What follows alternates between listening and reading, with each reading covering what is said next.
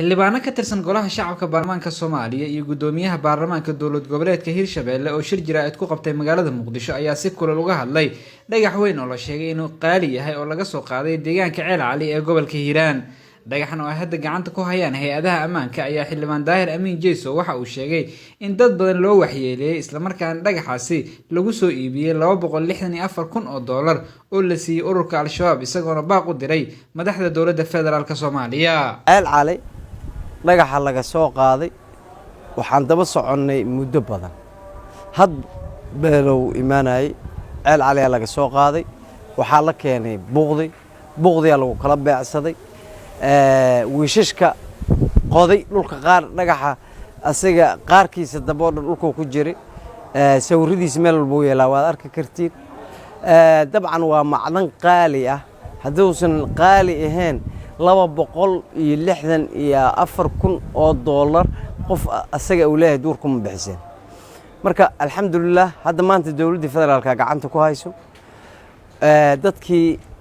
libaanadii ka soo jeeday deegaankaas ayaan nahay dadkii barashar nagu haayo xoolihii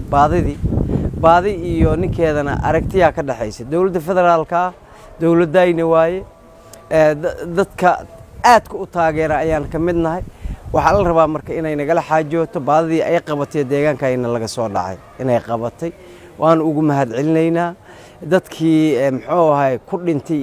ahaladoodii iyo dadkii ku dhaawacmay ahaladoodina waxa weey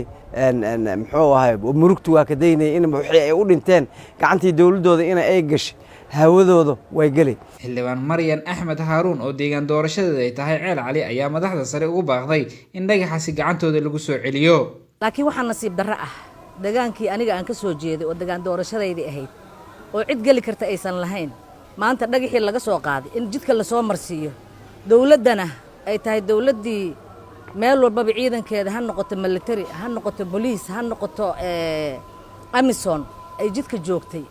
maantana xamar la soo geliyo gorgortankeena uu noqdo see horta resourcegeena loo soo saaray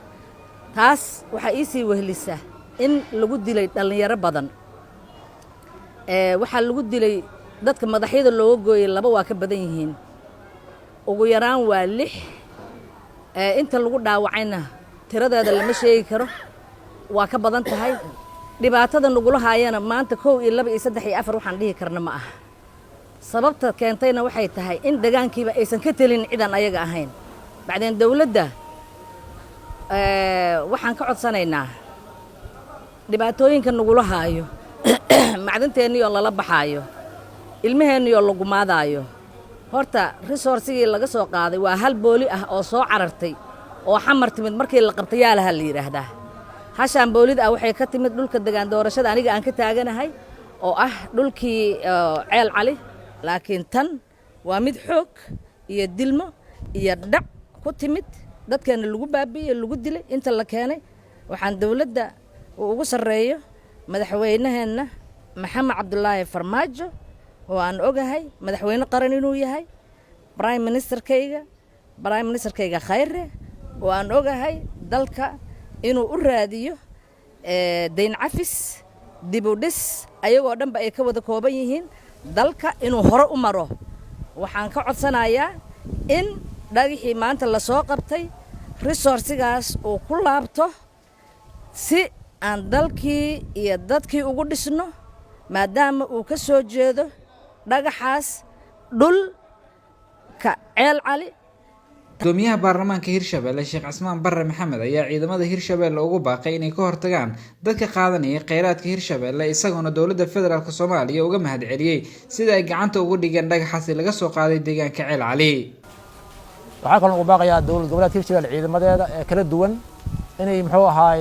ay difaacaan resource-ka iyo kheyraadka muxuu ahaay state-kaas inay difaacaan iyaga waa ugu baaqayaa mar labaad mar saddexaad waxaan u mahad celinayaa dowladda Soomaaliya siday ugu guuleysteen qabashada hantidaas ay ugu ayagana u mahad celinaa waana kala xaajoon doonaa insha Allah taala anoo ka wakiila dowladda gobolka Hirshabelle iyo xildhibaanada qaranka oo iyagana muxuu ahaay ummadda Soomaaliyeed codkooda ku hadlayo guud ahaan waxaan rabnaa inaan iska kaashano arrintaasi dowladdana aynu gacan siiso ayadana aan kala xisaabtano wixii dambana waxaan leenahay muxuu ahaay sidii maxaa loo difaaci lahay qaranka iyo isteedkana iyo isteedada dhammaantoodna idan insha Allah waa ka wada tashan doonaa aad iyo aad u mahadsantihiin mar kale waxaan ku baaqayaa ciddii shabaab la mucaamashay khayraadka dalka shabaab ay la mid tahay Cabdiraxiin Caylaawe, Somali Cable, Muqdisho.